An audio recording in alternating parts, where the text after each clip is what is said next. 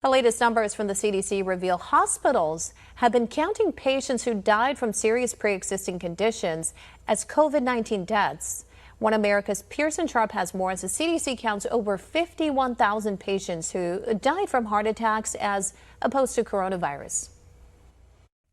The Centers for Disease Control have updated their death counts for coronavirus and reveal yet again that COVID-19 is rarely the actual cause of death among coronavirus patients. According to the CDC themselves, of the 220,000 deaths attributed to the coronavirus, 87,000 of them died from pneumonia and influenza. Another 17,000 died from chronic respiratory diseases, and 26,000 died from respiratory distress syndrome. 44,000 patients died from hypertensive diseases, 23,000 died from heart disease, and a whopping 28,000 died from cardiac arrest and heart failure. Yet all of these, even patients who died from heart attacks, were marked down as dying from the coronavirus. Doctors who spoke with One American News explained that 131,000 patients who are being considered COVID-19 deaths already had life-ending diseases, including cancer, dementia, and even end-stage renal failure. And according to the CDC again, if you look at place of death, you'll see that some 10,000 patients who died from COVID were on hospice care, meaning they were terminally ill to begin with and were already expected to die. Doctors tell One American News that all of these patients were critically ill and likely died from their pre-existing conditions without any help from the coronavirus. However, they explain that the CARES Act, passed by Congress in March, gives hospitals a 20% bonus on their diagnosis-related group paid for by Medicare. Essentially, that means doctors are being paid to list deaths as coronavirus without any indication the patient's death was actually COVID-related. The CDC backs these numbers up, explaining that coronavirus itself is responsible for just 6% of all deaths listed as coronavirus-related. The other 94% of deaths are due to pre-existing comorbidities, including serious illnesses and advanced age. However, despite this report being officially published by the CDC, so far the mainstream media have completely ignored it, instead continuing to hype a pandemic that seems less dangerous every day.